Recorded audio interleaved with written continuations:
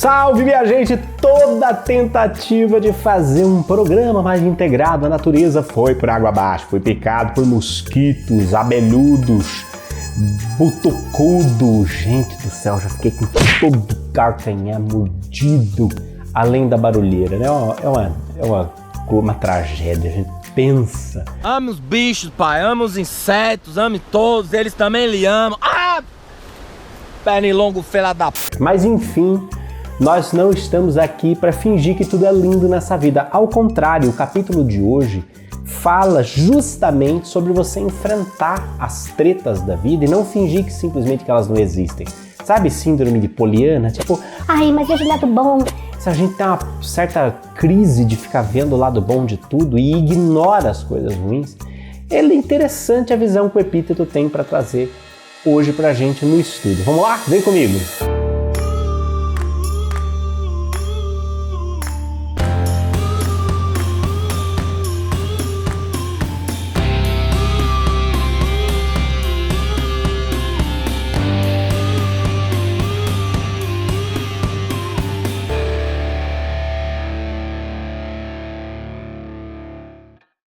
É o seguinte, ó, o capítulo chama assim, ó, conquista-se o progresso espiritual enfrentando a morte e as calamidades. Veja só que coisa interessante que ele fala. É um parágrafo.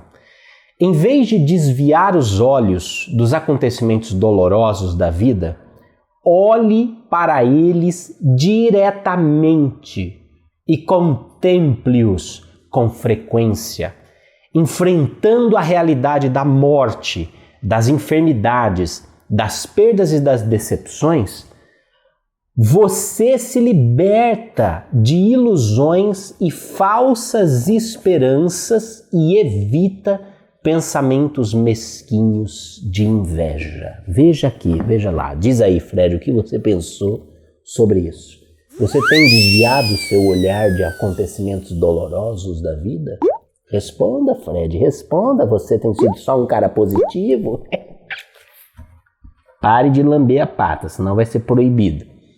Tá aqui do meu lado, ele fica aqui, ó. Só que ele fica no...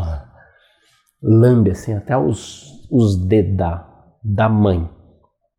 Eu achei muito legal esse capítulo, porque é óbvio que nós precisamos e nós somos pessimistas por natureza. Nós sempre ficamos na pior parte das coisas, nós temos uma certa síndrome de mingau, lembra? Oh céus, adoro a vida. Ai, cara, a vida. Nós sempre reclamamos de tudo, nos vitimizamos com uma certa facilidade, todo mundo está contra nós, nós sempre somos legais e todo mundo nos ferrou, etc e tal, ó.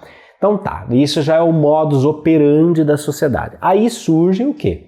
As pessoas mais positivas, aí vem o pessoal que assiste O Segredo e quer ser só positivo. Não quer olhar para nada de negativo e tudo tem que ser lindo e tem que ser positivo. Tudo tem que ser o mundo de Poliana, aquela coisa maravilhosa. E eu acho interessante essa visão que o Epíteto coloca, porque eu concordo com ela, eu vivo isso na minha vida. Essa coisa de você escolher só os melhores caminhos para você caminhar, né? Ai, não, eu gosto de andar só pelas avenidas bonitas. Pois é, mas as avenidas feias não vão deixar de existir por causa disso. Aliás, as avenidas feias pedem a sua providência, pedem o seu protagonismo, não é? Quando a gente contempla aquilo que é duro, aquilo que é negativo, aquilo que pesou, aquilo que doeu, nós nos movimentamos, nós somos chamados à ação, nós somos impelidos à ação. Quando a gente simplesmente fica numa visão positivinha, aquele positivinho tipo, ai, vai dar tudo certo, nós na verdade corremos o risco de desviar os nossos olhos de detalhes preciosos que as derrotas, entre aspas, nos trouxeram.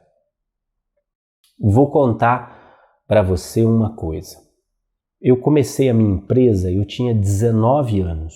Eu fui emancipado para montar minha empresa e quebrei uma vez, passei muito apertado uma vez e mudei radicalmente a rota uma terceira vez. Vamos dizer assim, tomei 3 grandes pancadas ou 3 grandes sustos, uma vez que eu estava crescendo, de repente eu tinha que virar tudo de uma vez. A primeira vez eu era muito novo, muito idealista ainda, tinha acabado de montar a empresa, criei o projeto de um portal regional para a cidade de Jundiaí, era o jundiaí10.com.br, era uma coisa... engraçado, né? Já em 2003 eu enxergava esse nicho de negócios que era a regionalização do entretenimento, a regionalização das notícias, a regionalização das coisas. E depois, só muito tempo depois, as afiliadas Rede Globo começaram a produzir os portais locais, etc. e tal. Foi levar ainda uns 10 anos para que aquela visão se tornasse bem palpável. Mas eu, idealista, montei, fiz um buffet para fazer um coquetel para as pessoas e chamar os empresários da cidade. Falei com a presidente da Câmara, minha amiga Ana Tonelli, uma senhora, nossa, da política da cidade. Sentei com o prefeito da cidade e tal. No dia do coquetel, todo mundo estava lá, uma maravilha, coquetel do bom e do melhor e tal, mas nós não vendemos publicidade necessária para pagar as contas. Apostamos e não vendemos. Ou seja, quebrei. Fiquei com uma dívida, precisei pagar, né? Uma dívida imensa. Minha mãe, imagina, minha mãe e meu pai sempre tiveram o nome limpo na praça, aquela coisa honrada, né, de pessoa que trabalha todo mês, não passa um centavo, controla as contas, precisa pegar dinheiro emprestado no banco para me ajudar, etc e tal. E aí você fala, pois é, Posati, o que você aprendeu com esse erro? Quando eu olho para isso, eu vejo toda minha força, meu empreendedorismo naquele momento, etc e tal, e não vi o fruto, né, daquele esforço todo. Mas eu não vi imediatamente. Nesse coquetel, um dos patrocinadores colocou um projetor, era uma loja de informática, mas por trás da loja de informática tinha uma operação grande que vendia equipamentos em licitação, coisas grandes e tal. Eles foram nossos patrocinadores, não tiveram tempo de preparar um banner, eu sentei nos 45 do segundo tempo, em 2 minutos montei a arte para os caras ficaram maravilhados, falaram, cara, como assim? Você fez em segundos aquilo que a minha agência levou uma semana para fazer. Eu falei, não, tá, né? Aquela coisa, pá, e beleza. Passou, acho que um mês mais ou menos, eu estava bem fodido, que eu tinha que trabalhar para pagar as parcelas das dívidas, né? Com cobrança. Pouca coisa ensina pra gente tão bem quanto o cara te ligar e te cobrar que o teu cheque voltou, porque você tá devendo, o cara ficar te pondo pressão, cara, você ter que atender essas pessoas e aprender a falar, eu não tenho grana, eu quebrei, eu devo, não nego, mas ainda preciso trabalhar para pagar, muito bom, é muito bom. Você aprende, você cresce, você vira gente quando você faz isso. Bom, passou 3 semanas, um dos sócios daquela empresa bateu na porta da minha casa. Era um cearense, o nome dele era Jairo, gostava muito, aprendi muito com o Jairo. Jairo falou assim, brother, preciso de você lá em São Paulo. O que aconteceu? Não, comprei uma distribuidora de informática lá. Eu preciso de uma pessoa como você. Uma semana lá você resolve o meu problema. Eu pensei quanto de dívida eu tinha para pagar naquele mês, juntei todas e falei assim, olha, uma semana custa tanto. Ele falou, bora, brother, bora. Uma semana fui para lá, fiquei no hotel, trabalhei. Recebi, paguei as dívidas. E no final daquela semana ele olhou para mim e falou assim, olha, uma semana vai ser pouco, eu quero você aqui todo dia, como gerente de marketing da distribuidora. Eu quero que você monte uma house e nos seus tempos livres você pode continuar atendendo seus clientes e tal, não sei o quê. Falei, eu topo. Quanto que você quer? Pensei no coisa da dívida, multipliquei por 3, dei o preço e foi fechado. E daí eu olho lá para aquele coquetel e penso, aquilo foi um erro? Não, aquilo não foi um erro. Não é? Eu sofri naquele momento da minha vida, mas se não fosse aquilo, eu não teria tido a ocasião de me expor para esse empreendedor que me levou para São Paulo, onde eu morei muitos anos da minha vida, 12 longos anos da minha vida, deliciosos, não é? Em São Paulo, não é? Por causa dele, eu conheci outras pessoas, cheguei a atender clientes fora do Brasil, tenho grandes relacionamentos na Suíça, nos Estados Unidos, por causa, voltando lá atrás, daquele evento, né? Depois, com muito custo, fui fazer faculdade de marketing, porque o meu pai só bancou até o colégio técnico, faculdade cada um bancou a sua. Na faculdade conheci o marketing, conheci o planejamento, me encantei por planejamento, minha professora chegou a ser minha sócia, era da Escola Superior de Guerra. Eu falava, nossa, eu quero estudar planejamento com o Exército.